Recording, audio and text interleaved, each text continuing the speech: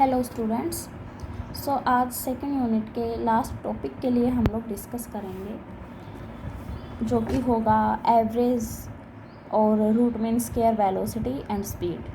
ठीक है, उसके लिए डिस्कस करने से पहले हमें कुछ स्टैंडर्ड इंटीग्रल जो कि हम लोग बात कर रहे थे फोरियर इंटीग्रेशन की, फोरियर सीरीज की, उसके कुछ स्टैंडर्ड रिजल्ट्स जो हैं उनके बारे में पता होना चाहिए, क्योंकि हम इन्हीं रिजल्ट्स का यूज़ करेंगे इंटीग्रेशन को सॉल्व करने के लिए।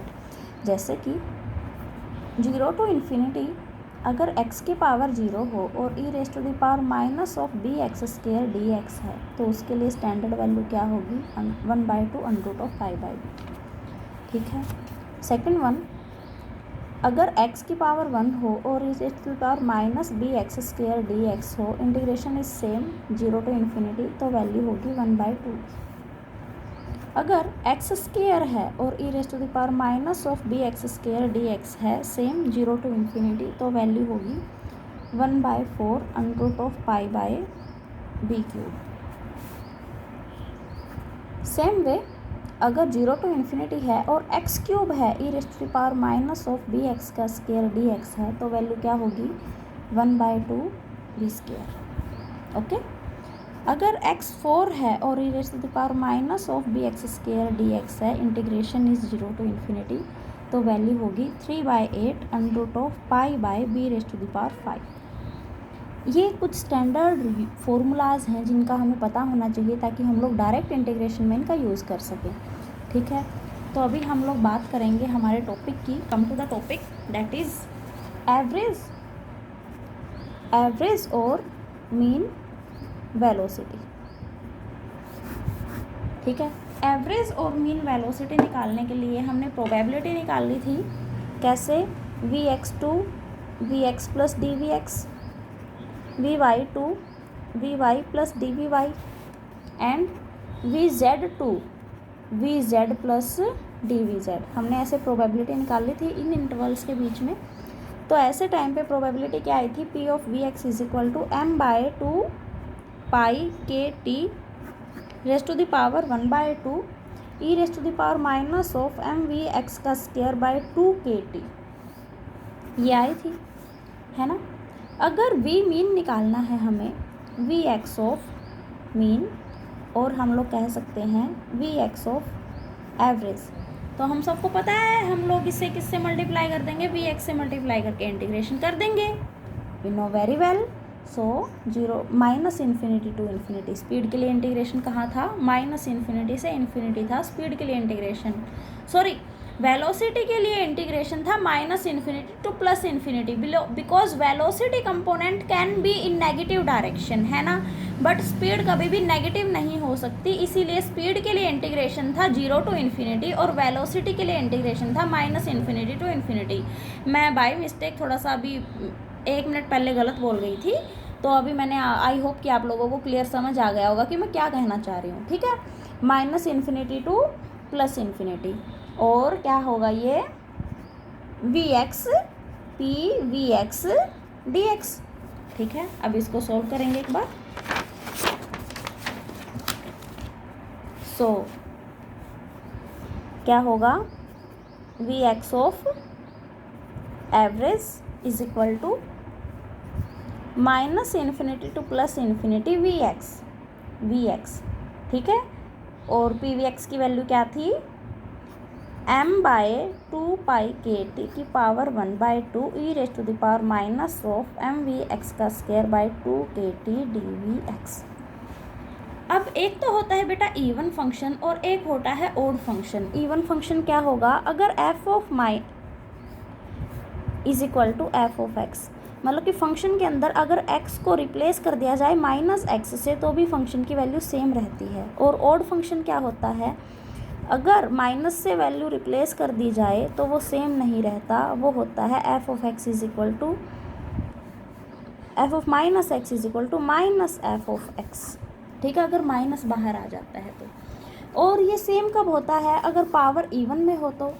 जैसे कि यहाँ ऑड फंक्शन होगा ये -∞ to +∞। कैसे? अगर मैं Vx को -v ऑफ x से रिप्लेस कर दिया तो देखो माइनस बाहर आ जाएगा, है ना, वी ऑफ एक्स सेम नहीं रहता, तो इसीलिए ये क्या होगा, एक ओड फंक्शन होगा। और ओड फंक्शन का इंटीग्रेशन सिमिट्री के कोरस्पॉन्डिंग क्या होता है, 0 होता है। जबकि इवन फंक्शन के अंदर अगर सिमिट्रिसिटी होती है तो इंटीग्रेशन हो जाता है 2 आगे आ जाएगा और 0 टू इन्फिनिटी, मतलब कि एक तरफ से सिमिट्री चली जाती है ना, एक तरफ की कर्व को हम लोग लेते हैं। तो इवन फंक्शन सिमेट्रिक होता है और ऑड फंक्शन क्या होता है, एसिमेट्रिक होता है।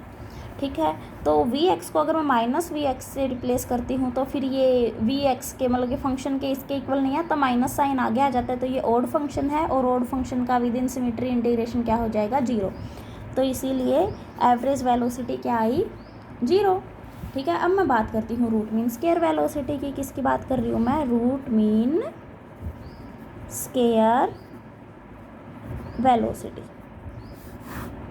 रूट मीन स्क्वायर वेलोसिटी की बात करने के लिए वी एक्स ऑफ मीन का स्क्वायर ऐसे ही निकाल लेंगे। पहले वी एक्स का स्क्वायर निकाल लेंगे, फिर इसका रूट कर देंगे तो आ जाएगा रूट मीन स्क्वायर। पहले मीन का तो स्क्वायर निकाल लें।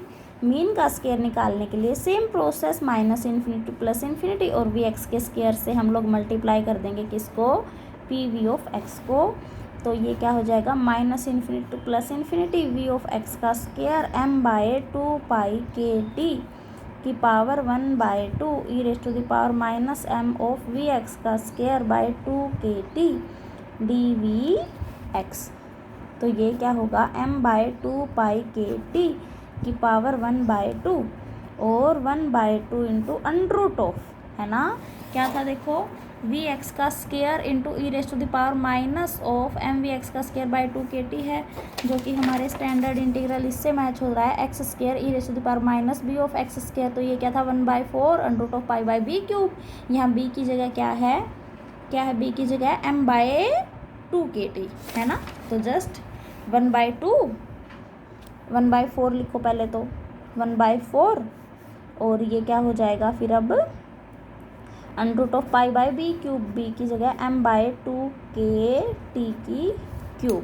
ठीक है, अब ये क्या था, ये इंटीग्रल तो था वैलिड 0 टू इन्फिनिटी के लिए, ये था मेरे पास minus infinity to plus infinity, क्योंकि ये इवन फंक्शन है तो इसको हमने ऐसे रिप्लेस कर दिया 2 into 0 to infinity and that's it. तो इसीलिए एक आ गया यहाँ पे मल्टीप्लाई में, तो m बाय 2 पाई के टी की पावर 1/2 इंटू 1/2, ठीक है, अंडर रूट ऑफ पाई 2 के टी बाय एम की पावर 3/2।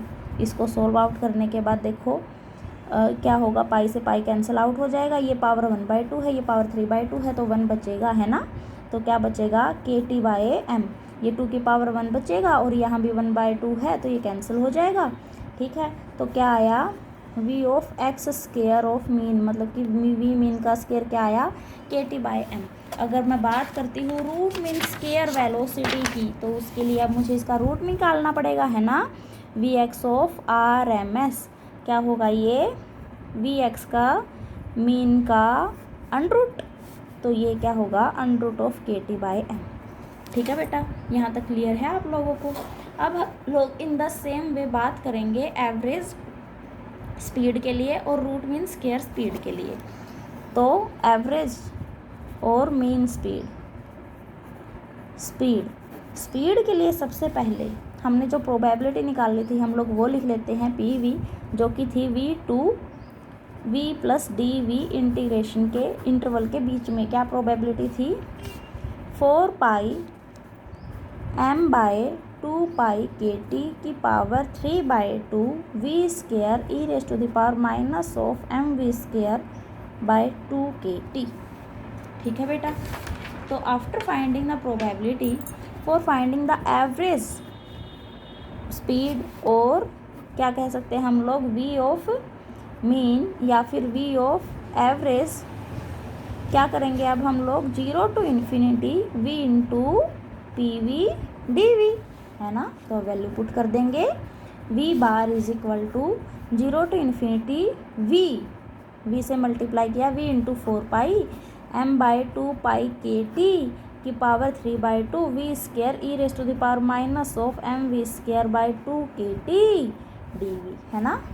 तो ये क्या होगा, 4 पाई m बाय 2 पाई के टी की power 3/2 0 to infinity v cube e raise to the power minus of M we square by 2kt dv। ये वी स्क्वायर था, ये वी था, तो क्या हो गया इंटीग्रेशन होके वी क्यूब। अब again we are going to our standard integral that is x cube into E raise to the power minus of b x square क्या था 1/2 बी स्क्वायर। तो इसको यहाँ पुट कर देंगे, क्या होगा ये 4 pi into M by 2 pi के टी की पावर 3/2। अब यहाँ क्या होगा 1/2 बी स्क्वायर था ना, बी की जगह क्या है m/2kt का स्क्वायर। सोल्व आउट करेंगे इसको 4 पाई m/2 पाई के टी की power 3/2 1/2 into 2kt by m का स्क्वायर। ठीक है बेटा, पाई की क्या पावर बचेगी, अंडरूट की पावर बचेगी, पाई है ना, क्योंकि ये पावर 1 है और ये पावर 3/2 है, तो 1/√पाई पाई नीचे बच जाएगा। उसके बाद ये 2 से 2 कैंसिल हो जाएगा, 2 बचेगा। उसके बाद ये पावर 3/2 है, ये स्क्वायर है, तो इसको सोल्व आउट करने के बाद हमारे पास कंप्लीट एक्सप्रेशन में बचेगा √8kt बाय पाई एम। ये क्या आया बेटा, एवरेज स्पीड की वैल्यू। ठीक है, इन द सेम वे अभी हम लोग निकाल लेंगे एक बार मीन स्क्वायर स्पीड। ठीक है, तो मीन स्क्वायर स्पीड निकालने के लिए वी स्क्वायर से मल्टीप्लाई करेंगे, इंटीग्रेशन करेंगे फिर, है ना, तो v square average mean, v square का मीन एवरेज। ठीक है, तो इसके लिए क्या करेंगे 0 to infinity v square p v of d v, तो वी बार का square is equal to 0 to infinity v square 4 pi m/2 pi के टी की power 3/2 we square E raise to the power minus of M we square by 2kt dv, है ना। तो ये क्या होगा, कांस्टेंट को बाहर ले लेंगे, 4 पाई m/2 पाई के टी की पावर 3/2 इंटीग्रेशन में बचेगा v square E raise to the power v square into v square v raise to the power 4 m we square by 2kt dv। ठीक है, तो अब इसके लिए again we will use our standard integral, जिसमें कि होगा x raise to the power 4 into E raise to the power minus of b x square is equal to 3/8 under root of pi by b की power 5। तो अभी इसको use कर देंगे यहाँ पर 4 पाई m/2 पाई के टी की पावर 3/2। ठीक है बेटा, अंदर इसको सोल्व करने के बाद क्या आएगा 3/8 under root of pi by b की पावर 5 था ना, तो m/2kt की पावर 5। ठीक है, तो 4 पाई m/2 पाई के टी की power 3/2 into 3/8 under root of pi 2kt by m की पावर 5/2। इसको सोल्व आउट करने के बाद ये देखो पावर 3/2 है, ये 5/2 है, पाई की पावर यहाँ 1 है, यहाँ क्या है 1/2 है, और ये क्या है 3/2 है, तो पाई कंप्लीट कैंसिल हो गया। ठीक है, अब इसकी पावर ये 3/2 है, ये 1/2 है, तो क्या बचा 1 पावर बचेगी kt बाई एम, है ना, साथ ही 2 भी आएगा 2kt बाई एम। अब यहाँ से 4 ये 2 पे गया और ये 2 से 2 कैंसिल हो गया, तो आंसर क्या बचा मेरे पास total overall 3kt by M. ये किसकी वैल्यू आ गई, वी स्क्वायर का एवरेज। ठीक है, वी स्क्वायर का मीन। अब मुझे निकालना था v of R M s root mean square speed, तो इसके लिए क्या करूँगी मैं अब वी स्क्वायर के एवरेज का अंडरूट। ठीक है, तो ये क्या आ जाएगा under root of 3kt by M. ठीक है, अब उसके बाद मोस्ट प्रोबेबल स्पीड हमने एक बार पहले निकाली थी पीछे, तो मोस्ट प्रोबेबल स्पीड हमारी क्या आई थी under root of 2kt by m. Most probable speed, अब हम रिलेशन निकाल लेंगे मोस्ट प्रोबेबल स्पीड में, एवरेज स्पीड में और रूट मीन स्क्वायर स्पीड में क्या रिलेशन है। ठीक है, तो एक बार इनकी जो वैल्यूज़ हैं उनको लिख लेंगे। तो most probable speed, most probable speed क्या आई थी under root of 2kt by M. ठीक है, रूट मीन स्क्वायर स्पीड क्या आई है under root of 3kt by M. अब और क्या था, एवरेज स्पीड क्या आई है, एवरेज स्पीड क्या आई है, अंडर ऑफ 8kT/πm। तो अब हम √kT को तो ले लेते हैं अंदर और बाकी को ले जाएंगे बाहर, तो ये क्या हो जाएगा, √2 की वैल्यू √2 √kT/m, तो 1.41 √kT/m। RMS क्या हो जाएगा, √3 √kT/m, तो ये क्या आ जाएगा 1.73 √kT/m। अब क्या बचाइए, √8/π √kT/m, √8/π, ठीक है। तो पाई की वैल्यू क्या होती है 3.14, तो उसको पुट करने के बाद क्या आएगा मेरे पास अब यहाँ पर 1.59 √kT/m। तो अब इन तीनों वैल्यूज़ को हम लोग आपस में कंपेयर करेंगे तो मुझे क्या मिलेगा, वी ऑफ पीक मतलब कि मोस्ट प्रोबेबल स्पीड का रेशो मीन स्पीड के साथ का ratio root mean square speed के साथ क्या आया है 1.41, 1.59 और 1.73। तो हमें क्या पता चला, अब इनका रेशो ये आया आपस में कि मोस्ट प्रोबेबल जो स्पीड है मतलब कि वी पीक वो क्या है, लेस है वी मीन से, और ये लेस है वी ऑफ RMS से। तो सबसे ज़्यादा वैल्यू हुई रूट मीन स्क्वायर स्पीड की, उसके बाद हुई मीन स्पीड की, और उसके बाद हुई मोस्ट प्रोबेबल स्पीड की, ठीक है। ये रिलेशन इम्पोर्टेंट है बेटा, आप लोगों को पता होना चाहिए। Thank you for watching the video. अगर आप लोगों को कोई प्रॉब्लम होगी तो हम लोग क्लास में डिस्कस कर लेंगे। इसी के साथ हमारी सेकंड यूनिट आज ख़त्म होती है। Thank you.